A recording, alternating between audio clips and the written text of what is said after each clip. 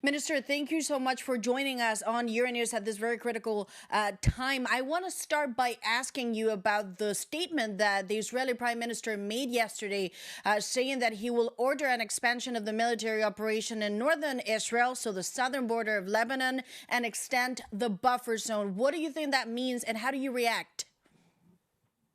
No, we condemn, obviously, all the attacks and, in particular, also all the ground attacks and the occupation of our territory.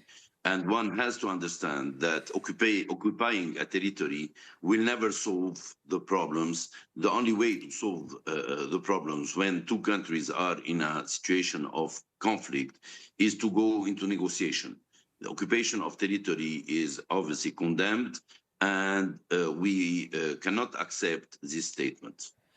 And Minister, on that note, going back to the Israeli Prime Minister, yesterday he said that Israel had managed to almost eradicate Hezbollah, but residues of it still exist. And the situation in the north of Israel has to fundamentally change. You talk about occupation. What do you think Israel has in mind?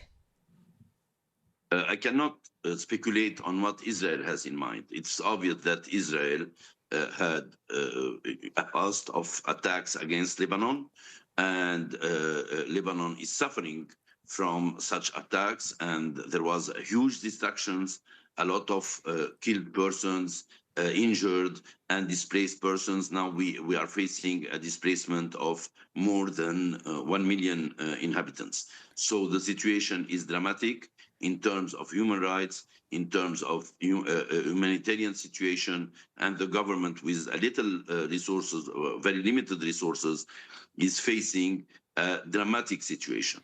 This being said, we are also fully aware that we have an internal problem, and we don't like, and we refuse to make it as a problem that is being raised by Israel, but it is a problem that we are raising ourselves, which is the fact that Hezbollah is keeping a military infrastructure, and this is against the Lebanese government's will. It is against the law, and the position of the government is to take all the steps required to put an end to this military, let's say, infrastructure that is being used. If we make a small analysis, one will see that this is being used as if Lebanon was a military base in favor of Iran, and we refuse this also. And to that extent, I spoke with your prime minister 2 months ago, who said that he would not allow Hezbollah to drag Lebanon into a war directly with Israel. Nonetheless, you talk about occupation. Obviously, you also know there's now concerns that this is heading for an invasion of Lebanon. So how do you get out of this? What can you do internally, but also externally?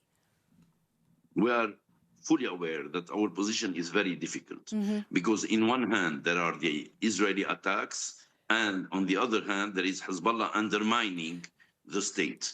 We are aware that practically, in order to be able to conduct efficient negotiations, we have to hold the decision of war and peace, and not to have a parallel organization undermining the state. On the other hand, it is also obvious that we cannot accept that our territory be used as a target by Israel the way Lebanon is being targeted. So we understand that we have these two difficult issues on the table.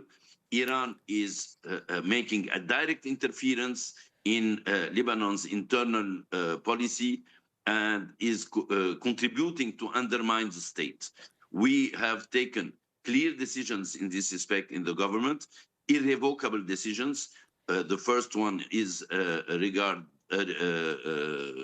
concerns the monopoly of the force. The second is to declare the weapons of Hezbollah as being against the law. And courts are starting to apply this to any person holding weapons, including fighters from Hezbollah.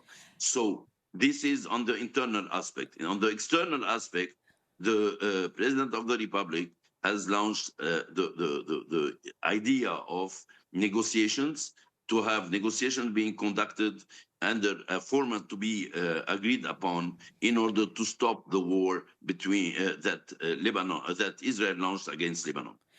And on that note, how do you get to that stage? Because it seems to me, certainly from the outside, that Israel believes your government will not have the capacity to deal with the internal issues, very serious problems with Hezbollah, and they believe they will have to handle this directly militarily. So is there a way that you can still establish the diplomatic route with the Israelis? What I would like to clarify that at the end of the day, the problem of Hezbollah, we were facing the problem of Hezbollah's weapons since 2000 until today. And this is first an internal problem. We do not agree to consider it as the implementation of requests coming from the outside. Okay. And you have to understand the second thing, that during a long period of time, the international community was dealing with the issue of the weapons of Hezbollah differently from a big part of the Lebanese population and political parties. And we have to face the invasion of Beirut in 2008. Nobody cared. We have to face attacks against political figures. Nobody cared. So in reality, we have this struggle regarding the weapons of Hezbollah that is older than what is being said today by the international community and by other countries. We are committed to put an end to a parallel force within Lebanon. And we know that it is very difficult because Iran is, let's say, a regional power and supporting in full Hezbollah and its military infrastructure. So Lebanon started to face really this problem with this government. And from the right beginning, this government took the decision by unanimity to have the monopoly of force in the hand of the state, which means to stop having Hezbollah holding weapons and conducting parallel activities and abiding by Iran instructions. And you've said multiple times that you don't want to see a case of a parallel state, a parallel authority. But I have to ask you two final questions, Minister. One is, you've seen increasingly there is this idea that a part of Lebanon could turn into something that looks like Gaza. We've seen the pictures in Gaza. You talk about the 1 million people displaced. The pictures coming out of Gaza is a complete nightmare. How concerned are you? Ultimately, this is your country. This is your land. No, it is obviously clear that what Israel is imposing on Lebanon is dramatic in all terms, and we have to deploy all efforts to stop the attacks of Israel against the Lebanese territory.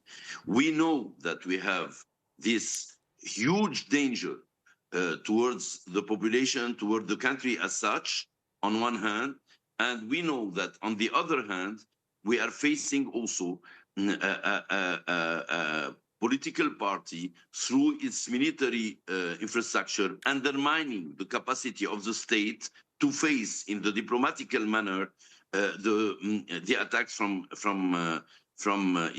Israel. So on both sides, we have to deploy all the efforts and to take irrevocable decisions in order to save Lebanon. And just as a final question, Minister Nassar, do you worry that in this context, which is incredibly challenging, of course, there's concerns that another big crisis for Lebanon could really fully destabilize this country. Do you worry about tensions also dragging into the religious aspect, that this could flame up religious tensions? Let me be clear. There are always these kind of dangers because Lebanon, after all, is a pluralist country. And we are always afraid that things go the wrong direction. But I want to say it very clearly. The problem is not whatsoever with a community in Lebanon.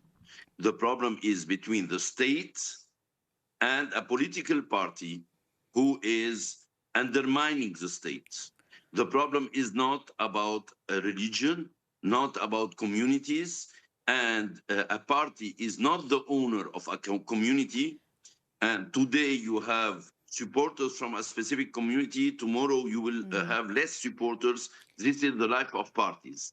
But no party in Lebanon, and in particular Hezbollah, cannot pretend to be the owner of a community. So let us make it very clearly. Today, the problem is not between political groups in Lebanon, it is between the state and a political party who is trying to undermine the state and preventing the state to defend Lebanon in the international and diplomatical forum. Well, on that note, Minister Nassar, thank you so much, Justice Minister of Lebanon. Thank you for joining us on Euro News. Thank you.